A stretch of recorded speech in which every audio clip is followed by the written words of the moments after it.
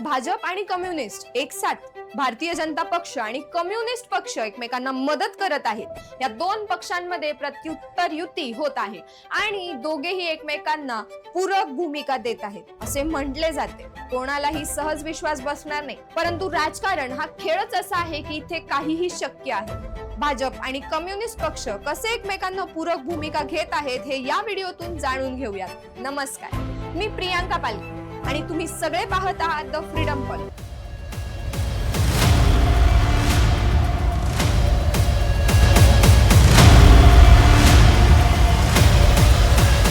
मागील 10 वर्षांपासून सत्तेत असलेली कम्युनिस्ट पक्षाची LDF आघाडी एकीकडे आहे, तर त्यांच्या विरोधात काँग्रेसच्या नेतृत्वाखाली UDF आघाडी दुसरीकडे उभी आहे आणि BJP हा तिसरा पर्याय म्हणून मैदानात उभी आहे। साधारणपणे कम्युनिस्ट विचारसरणीच्या अगदी विरोधात भूमिका घेणारा भाजप पक्ष केरळमध्ये मात्र LDF आघाडीच पुन्हा सत्तेत यावी यासाठी प्रयत्नशील असल्याची चर्चा राजकीय वर्तुळात रंगली जाते।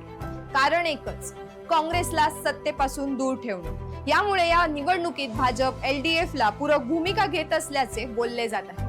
इतर राज्यांमध्ये विरोधी पक्षाचे सरकार असताना केंद्रातील सत्ता वापरून ते सरकार अस्थिर करण्याचा प्रयत्न केला जातो असे आरोप भाजपावर नेहमीच असतात। मात्र केरळ कम्युनिस्ट नेते आणि मुख्यमंत्री विजयन यांना केंद्रीय तपास यंत्रणांकडून त्रास दिला जात असल्याचे दिसत नाही। तसेच केरळ निवडणुकीत मुख्यमंत्री विजयन यांच्यावरती मोठ्या प्रमाणात भ्रष्टाचाराचे आरोप असतानाही भाजप आक्रमक दिसत नाही।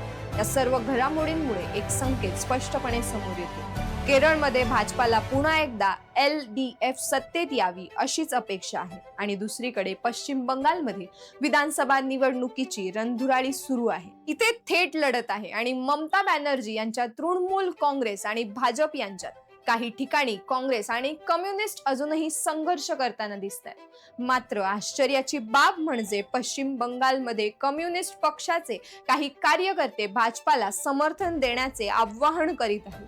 पहिले राम आणि नंतर वाम अशी यांची भूमिका असल्याचे सांगितले जात आहे।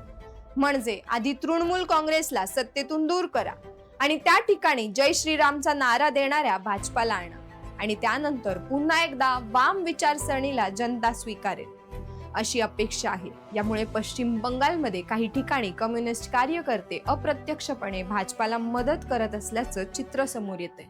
काही राजकीय चर्चांमध्ये असेही म्हटलं जाते की केरळमध्ये भाजपाकडून मिळालेल्या फेवरच्या बदल्यात पश्चिम बंगालमध्ये कम्युनिस्ट भाजपाला मदत करतात। एकीकडे कट्टर उजवे विरुद्ध कट्टर डावे असा हा वैचारिक संघर्ष आणि दुसरीकडे एकमेकांना अप्रत्यक्ष मदत असे दुहेरी खेळ भाजप आणि कम्युनिस्ट पक्ष खेळताना दिसतात। राजकारण किती गुंतागुंतीचे आहे हे यातून स्पष्ट होते। काही महिन्यांपूर्वी स्वर्गीय अजितदादा पवार म्हणाले होते की राजकारण लय वंगाळ आहे। त्यांचे जिवंत उदाहरण या घडामोडीतून आपल्याला पाहायला मिळते। तुम्हाला काय वाटतं? वैचारिक विरोधकांनी अशा प्रकारे एकमेकांना मदत करणे कितपत योग्य? आम्हाला कमेंट्स मध्ये सांगा।